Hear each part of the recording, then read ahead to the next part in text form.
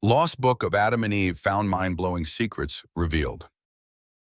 What if the story you have been told about the origins of humanity was incomplete, silenced by fear, cut apart by cautious hands, and hidden for centuries behind locked doors of doctrine? What if the narrative passed down through pulpits, scrolls, and sacred halls was never the whole truth, but only the fragment deemed safe enough to be spoken aloud? Imagine a book so dangerous, so unsettling to the established order, that it was buried beneath time itself, banished from memory, forbidden from touch. And now imagine it has been found. The long-lost book of Adam and Eve has emerged from the shadows of forgotten archives and secret vaults, carrying revelations that shake the very pillars of faith, philosophy, and human existence. Within its fragile pages lies a truth both ancient and timeless, a testimony from the lips of our first parents, voices echoing through eternity to speak again in our own fractured age. This is not merely a tale of beginnings. It is a confession of mankind's earliest wounds, a disclosure of divine mysteries hidden since the dawn of time, and a mirror in which we see our own cases reflected with terrifying clarity. As one who has studied these words with trembling hands and a heart suspended between awe and dread, I must confess, what I have read has altered my vision of humanity forever. These are not simple allegories or quaint myths. They are forbidden revelations, deliberately excised, concealed from generations, silenced by those who feared their disruptive power. And yet, here they rise again, refusing to be buried, demanding to be read. If these revelations stir something within you, if you feel the weight of forgotten truth pressing against the surface of our age, then I invite you to subscribe, share your thoughts in the comments, and join me as we uncover the secrets they tried to erase. Forbidden chapters finally exposed what the church tried to erase. The first and most unsettling shock that greets the reader of this rediscovered text is not merely in what is revealed, but in what had been deliberately concealed. For centuries, the Western world received a carefully curated version of sacred history, edited, pruned, and polished, so that only the safe fragments remained. It was a history designed to inspire obedience, to instruct in morality, and to maintain control, but never to ignite rebellion in the human spirit. The book of Adam and Eve, however, when restored to light, burns with a rawness so unfiltered, a disruption so profound, that one immediately understands why the guardians of orthodoxy labored to smother its voice. These are not the sanitized sad stories whispered to children in Sunday school. These are chronicles of anguish, combat, and cosmic confrontation. These are the truths deemed too dangerous to survive in the public imagination. In these forbidden chapters, Adam does not appear as the placid figure of religious iconography, the obedient son of paradise resigned to his fate, nor is Eve depicted merely as the naive accomplice to mankind's downfall, a convenient scapegoat to carry the weight of millennia of suspicion toward women. Instead, what emerges is a portrait of two luminous beings, creatures of glory, suddenly torn from their radiance, struggling not only against the frailty of flesh, but also against cosmic forces bent on their destruction. Here, Adam and Eve are no longer distant archetypes trapped in a fable. They are warriors in exile, prisoners of loss, bearing within their grief the echo of a world we too have lost. Their tears are no longer symbolic. They are real, and each one falls heavy with the weight of an entire race's destiny. The most shocking revelation lies in the detail with which the text portrays their opposition. According to these hidden writings, the expulsion from Eden was not the conclusion of their tragedy, but merely the opening act. Beyond the gates of paradise waited not peace, but pursuit. Forces of darkness shadowed them in the wilderness, whispering poison into their ears, weaving despair into their thoughts, and offering false consolations designed to enslave them further. The image is almost unbearable. The first man and woman, wounded by loss, staggering into a hostile world, only to be hunted still by unseen adversaries. One can almost hear their cries in the night, as the shadows pressed close, tempting them to abandon hope. This portrait reframes the entire human story. No longer are Adam and Eve cardboard cutouts in an ancient morality play. They are the first sufferers, the first combatants, the first exiles to discover that existence outside Eden was not merely toil, but war. Their every gesture becomes heroic. Their every act of endurance becomes a testimony to the resilience of the human spirit. And in their fragile courage, we see ourselves not as passive inheritors of guilt, but as participants in a drama that began long before we drew our first breath. Why then was this vision silenced? Why were these chapters locked away from the eyes of generations? The answer may be as unsettling as the content itself. For the worldview they unveil is one in which the human soul is not simply an object of moral instruction, but the prize in an intimate, terrifying conflict between powers unseen. These writings insist that mankind was never abandoned to the neutrality of simple moral lessons, but was thrust headlong into a battlefield where every choice carries eternal weight. Such a perspective destabilizes the carefully constructed edifice of theological control. It removes the authority from the institutions that claim to mediate truth and places it instead into the trembling hands of every individual soul.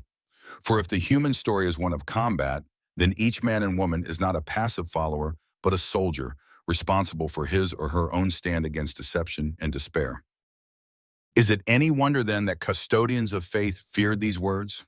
Knowledge of this kind is volatile, fine. If the people knew that their exile was not passive but active warfare, how differently might they have lived? If Adam and Eve themselves were not images of weakness but icons of resistance, how differently might history have unfolded? Perhaps men and women would have risen with greater defiance against earthly tyrannies, seeing in them reflections of darker cosmic oppressors. Perhaps the faithful would have lived with greater courage, no longer content to be docile sheep, guided by external shepherds, but awakening as warriors of light. Perhaps the chains of control, political, social, and religious, would have shattered long before they had time to harden into the structures that still weigh upon us today. It is here that the philosophical weight of the book presses hardest. For what is truth, if not that which resists suppression? And what is the destiny of every suppressed truth, if not resurrection? The forbidden chapters of Adam and Eve rise like buried seeds beneath the soil seeds thought dead, forgotten, but waiting patiently for their appointed season. And now, as the world groans under the burden of chaos and spiritual hunger, that season has arrived. There it is in the rediscovery of these words, an almost poetic justice. What was once silenced has returned with amplified voice. What was once hidden in shadows now blazes in light. The institutions that feared its disruptive power can no longer contain it. Like fire, truth refuses to be domesticated. Like water, it seeps through every crack. And like a buried seed, it bursts forth when its hour comes, no matter how heavily the soil of suppression weighs upon it. As we hold these words in our trembling hands, we are compelled to ask ourselves, what will we do with them now? Will we dismiss them as quaint relics, too mystical for our rational age? Or will we hear in them the echo of something we have always known, that life is exile, that the world is battlefield, that the soul is the prize? The choice rests not with the church, not with rulers, not with scholars or gatekeepers. The choice rests with us as it rested with Adam and Eve. And perhaps this is the most terrifying revelation of all, for to accept these words is to accept responsibility. To acknowledge that our exile is combat is to acknowledge that we must fight, not only against the darkness without, but against the despair within. It is to rise each morning with the knowledge that unseen eyes watch, unseen voices whisper, and unseen battles rage in the silence of our own hearts. It is to reclaim our dignity as warriors of light, not as passive victims of history. And yet, within this terror lies hope. For if Adam and Eve, stripped of glory and thrown into exile, could endure, then so can we. If they could resist the whispers of despair and cling to the promise of eventual restoration, then perhaps we, too, can lift our eyes beyond the dust and see the light that waits. Their story, forbidden though it was, is not one of defeat, but of defiance. And in that defiance lies the seed of redemption, ready to take root in us if we dare to let it grow. So let us hear these forbidden words, not as relics of a past best forgotten, but as a summons to the present. Let us embrace them, tremble at them, Wrestle with them until they awaken in us the same fire that once burned in the hearts of our first parents. The book was hidden, yes, but truth does not remain buried forever. It rises, unbidden, when the appointed hour arrives. The secret dialogues between Adam, Eve, and celestial beings. The heart of the rediscovered text lies not in its stories of loss, but in its dialogues, conversations preserved between Adam, Eve, and celestial beings whose voices cut through the silence of exile. These are not distant parables. They are intimate exchanges that pull the reader into the trembling breath of our first parents as they spoke with angels, with spirits, and perhaps even with the Creator himself. To read them is to feel the raw pulse of humanity's first questions, the cries of innocence shattered, and the answers whispered across the veil by those who see what we cannot. The dialogues open with Adam's lament. Why was I cast down from glory into this wilderness of dust? His cry is not merely the complaint of hunger or pain, but the anguish of an identity torn apart. He who once walked in unbroken light now kneels in shadows, bewildered at the abyss that separates memory from reality. Eve, too, speaks in tones deeper than regret. Her words are soaked in the ache of self-doubt.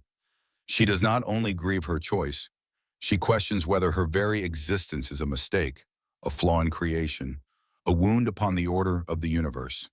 Into this abyss of despair steps a figure of radiance, an angel, a messenger, who does not coddle them with shallow comforts, but speaks with a voice that blends tenderness and terror, consolation and command. It is in this moment that the dialogues shift from mere confessions of grief to revelations of cosmic scale. These dialogues reveal a cosmos far more alive, far more permeable than our modern minds dare to imagine. The veil between heaven and earth appears thin, almost transparent. Angels are not portrayed as distant abstractions or symbolic archetypes, but as real companions walking beside humanity in its first staggering steps outside Eden. Sometimes they are stern, sometimes tender, always present. Yet not every voice that pierces the silence is benevolent. Darker presences creep into the narrative, mocking spirits, deceivers clothed in false light, whispering promises of stolen glory and shortcuts to redemption. The dialogues do not allow us the luxury of imagining a neutral universe. They reveal a battlefield of voices, a cacophony of guidance and deception, where discernment becomes the soul's most urgent weapon. What shakes the reader most is not simply the existence of these dialogues, but their content. They speak with a directness that seems to leap beyond antiquity and into our very present. In one passage, Eve is told that her suffering will ripple through generations, that the pain of her exile will echo in the cries of her children and their children after them. And yet, in that same breath, she is given a staggering promise, that from her seed will rise one who will crush the head of the deceiver. Here, hidden in the dust of forgotten texts, lies a prophecy too precise to be ignored, a hope sewn into the very fabric of despair. In another dialogue, Adam is warned that mankind's greatest danger will not be death but forgetfulness, that the true exile of humanity will not be the loss of Eden, but the loss of memory. They will live as though they were creatures of dust alone, the angel says, forgetting the breath that binds them to eternity. The words strike like thunder across the centuries. For what is our modern condition if not this very forgetfulness? Have we not traded the remembrance of divine origin for the noise of machines, the lure of wealth, the endless clamor of distraction? The dialogue speaks less like a relic of the past and more like an urgent summons to our own generation. It pierces us with the uncomfortable question, have we forgotten who we are? And in this question lies the sting of truth. For we live in a time where silence is feared, where stillness is drowned, where the human soul, created to hear whispers from beyond the stars, is deafened by the static of endless entertainment and mechanical demands. The dialogues remind us that humanity's deepest tragedy is not exile from a garden, but exile from remembrance. To forget our origin is to lose our destiny. To forget the voice of the eternal is to be enslaved by the noise of the temporary. Perhaps the most haunting dialogue of all comes when Adam, With trembling lips, asks an angel whether mankind will ever return to Eden. The reply is brief but breathtaking. Not as you left it, but as it will be remade. In those words lies a mystery that cannot be dismissed. They suggest that the story of humanity is not a circle doomed to repeat, but a line moving toward transformation. The garden lost will not be the garden regained. It will be something greater, something transfigured, a paradise beyond even the memory of the first Eden. This is not a promise of return, but of redemption, a vision of future glory born out of present sorrow. And here, perhaps, the dialogues reveal their truest purpose. They are not preserved merely to shock us with hidden lore or to fascinate us with strange angelic encounters. They exist to ignite hope, a hope long buried yet now rekindled in those willing to listen. They remind us that despair is never the final word, that exile is not eternal, and that every tear shed by Adam and Eve became the seed of a promise. The dialogues insist that though humanity wanders in dust, we are destined for light. Though we stagger in forgetfulness, we are called to remembrance. Though we ache with the memory of what was lost, we are promised a future that will eclipse even Eden. And so these dialogues, secret though they once were, are no longer silent. They speak again, as if across the abyss of time, into our restless century. They demand that we listen, not with ears alone, but with souls wide open. For if the first parents once conversed with celestial beings, then perhaps the echo of those voices still lingers, waiting to be heard by a generation desperate for meaning. And perhaps, just perhaps, we will discover that the same radiance that stepped into their despair waits still to step into ours. Lost prophecies that predict today's global chaos. Among the most chilling discoveries within the book of Adam and Eve are the prophecies cryptic yet disturbingly precise, echoing through time with an eerie familiarity that refuses to be ignored. These are not the vague omens that fortune tellers scatter across the ages, words that could be twisted to fit any era. No, these are sharper, more deliberate, as though written not only for Adam's descendants in some distant, unknown age, but for us now, here, in the 21st century, with all its fractures, its fire, and its restless despair. It is as if the ink of those words was not ancient but freshly spilled, written directly into our headlines, our conflicts, and our very fears. One prophecy speaks of an age when nations will rise against nations, not for land, but for a dominion of the skies and the heavens above. How can we read such a line and not see the shadows of our own era nations racing for dominance, not merely of Earth, but of the skies, of satellites, of unseen weapons orbiting in silence, and of the heavens themselves as the new battlefield? The prophecy presses upon us with uncanny clarity, a reminder that the lust for power is not bound to soil, but reaches into the very vault of the skies. Another passage describes fire falling upon cities, consuming them in a single day. We, who live in the nuclear shadow of modern warfare, cannot help but tremble at these words. What the ancients may have seen as inexplicable fire from heaven, we now recognize with chilling awareness. Weapons capable of reducing whole cities to ash in moments, man-made storms of destruction rivaling the wrath of the heavens themselves. The prophecy seems less like ancient imagination and more like a grim anticipation of our technological arrogance. Equally unsettling is the vision of the image of man speaking from metal. How strange this must have sounded to Adam and Eve, and yet to us it requires little imagination. We live in an age where voices travel through wires, where screens glow with human likeness, where metal boxes speak with tongues that span the globe. Could it be that what we take for granted as daily convenience was already glimpsed as prophecy at the dawn of humanity? Could it be that Adam and Eve, in the trembling silence of their exile, were given visions of the strange and restless world we now inhabit? And then comes perhaps the most haunting line of all. The children of Eve will no longer know male from female, nor honor the order of creation. In this passage, we hear not condemnation but prophecy, a recognition that the very fabric of identity, once considered fixed, would unravel in confusion. How unsettlingly it mirrors the struggles of our own generation, where boundaries blur, where questions of identity haunt the public square, and where humanity wrestles with its own sense of self as though even the ground beneath our feet has become uncertain. Whether one sees this prophecy as warning, lament, or mirror, its resonance with our current crisis cannot be denied. Yet beyond even these specifics, the most terrifying prophecy may be the one that addresses the global condition of mankind's soul. The earth will groan, the text declares, beneath the weight of blood and smoke, and men will cry for peace but prepare for war. Could any line more perfectly describe the headlines of our age? The world groans under bombs, under burning forests, under the cries of refugees. Leaders speak of peace while arming themselves with ever more sophisticated tools of destruction. The contradiction is staggering, and yet it is as though the ancient words already knew, already foresaw, already whispered this very paradox into the ears of those who would one day live it. What then are we to do with such prophecies? Some dismiss them as coincidence, the natural product of human fear projected into the unknown future. Humanity, they argue, has always feared war, always feared fire, always feared confusion. Perhaps these are merely timeless anxieties dressed in symbolic language.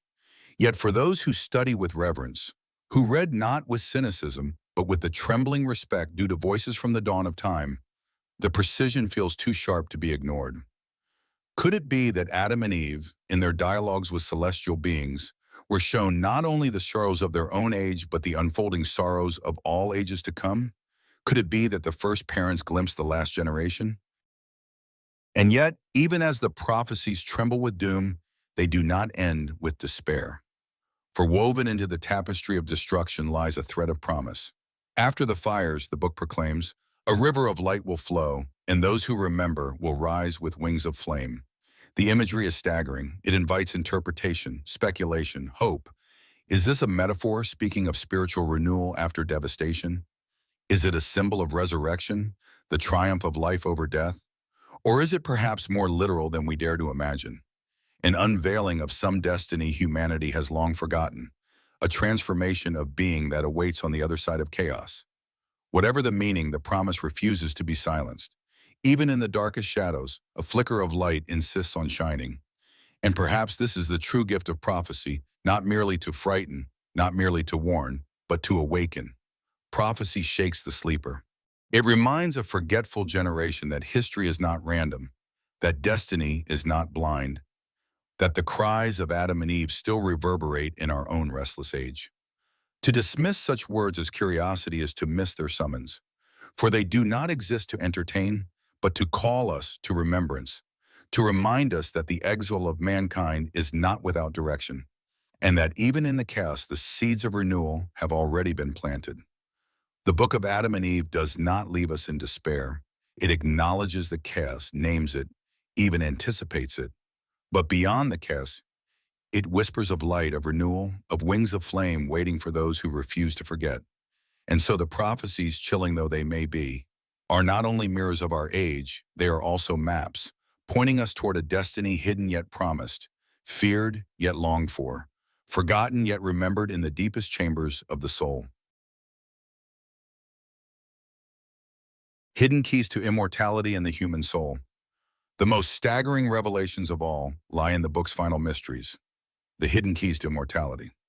Here, Adam and Eve are not merely mourners of Eden, sitting in the dust of their own regret, but seekers of eternal life, restless questioners of destiny itself, asking again and again, will we die forever or shall we rise again? Their voices, trembling yet relentless, echo through these forgotten pages with a desperation that is at once profoundly human and profoundly divine. And the answers given to them do not soothe, they shake. They reverberate with a force that penetrates the very marrow of the human heart, unsettling our deepest assumptions about life, death, and the destiny of the soul. According to these hidden chapters, death was never meant to be the final punctuation mark upon human existence. It was not an end but a veil. The human soul, luminous, indestructible, eternal, was always designed to pass through death as through a doorway, not to be swallowed by it. Mortality in this light becomes not a curse but a classroom, not a prison but a passage. Yet what was concealed from mankind, the book insists, was the secret of how to awaken that eternal light even while still bound to the earth. This is the forbidden knowledge, the very truth that institutions feared most, that within every human being lies a spark of immortality, a spark capable of communion with the divine. The book does not leave this mystery in abstraction. It describes practices of remembrance, of silence, of lifting the mind beyond the veil of the senses. It insists that the breath of life is not merely oxygen sustaining flesh, but the very current of divine presence moving through the soul. Guard the breath, one angelic voice declares, for it is the bridge between dust and eternity. Such words confront us with a piercing question. Could it be that in our modern obsession with noise, distraction, and endless consumption, we have forgotten the key to immortality hidden in the simplest rhythm of our own breathing? Could it be that the secret to eternity lies not in distant heavens, but in the sacred silence we so often refuse to enter? Even more daring is the claim that Adam and Eve themselves were granted visions of life beyond death. They saw luminous cities, shimmering rivers of light, and realms into which no shadow could enter. They were told that their exile, though bitter beyond measure, was temporary, that mortality itself would one day be swallowed up by immortality. Imagine then their awe, the first humans, clothed in the dust of sorrow, glimpsing a reality that would one day dissolve all sorrow forever. This revelation is not simply theology, it is revolution. It proclaims that humanity's greatest fear, death, has already been conquered, not by priests or rituals, not by institutions or power structures, but by the very design of our souls. Death is a veil, not a verdict. And here lies the most explosive truth of all, that every man, every woman, every child carries within themselves this forbidden knowledge of eternity. We are not creatures scrambling blindly in dust, destined to vanish into nothingness. We are eternal beings clothed in fragile garments of flesh, walking through exile as though through a crucible, learning the weight of glory that awaits beyond the veil. This knowledge is dangerous, subversive, uncontrollable. No wonder it was hidden. For if mankind believed this fully, if we lived with the conscious awareness that we are immortals in training, the powers of this world would lose their grip. Fear would crumble, control would vanish, authority built upon intimidation and manipulation would collapse. Who could be enslaved by fear of death if death itself were known to be only a doorway? Who could be ruled by systems of power if the soul knew with certainty that it is destined for a kingdom no empire can touch? The book of Adam and Eve dares to whisper this dangerous truth into our restless age. It tells us that immortality is not a gift bestowed by institutions, nor a secret locked away in rituals, but a reality woven into the essence of who we are. We are, at our core, eternal beings. And our greatest task is not to cling to survival, but to awaken to remembrance, to lift our vision beyond the dust, to recognize the light within, to breathe with reverence for the divine presence that moves in and through us. And so the book ends, not in despair, but in a triumphant whisper. Its final words are not thunder, not condemnation, but a quiet command spoken with unrelenting force. Remember who you are. These words, placed upon the lips of angels, ring across the centuries into our present moment. Remember who you are, not merely flesh, not merely wanderers, not merely consumers in a collapsing age, but children of light, heirs of eternity, immortals in adoration, destined for a glory beyond imagination. This is not poetry alone, it is a summons. To remember who we are is to live differently, to love differently, to rise each morning with a defiance that no fear can conquer. To remember who we are is to dismantle the illusions of power, to refuse to live as slaves to systems of fear, and to step into the dignity of beings created for eternity. To remember who we are is to look death itself in the face and see not an end, but a passage, not a darkness, but a threshold. Thus the book of Adam and Eve, once silenced, speaks again. Its hidden keys to immortality are not locked in rituals or institutions, but inscribed in the human heart. And its final whisper is not only for Adam, not only for Eve, but for us. Remember.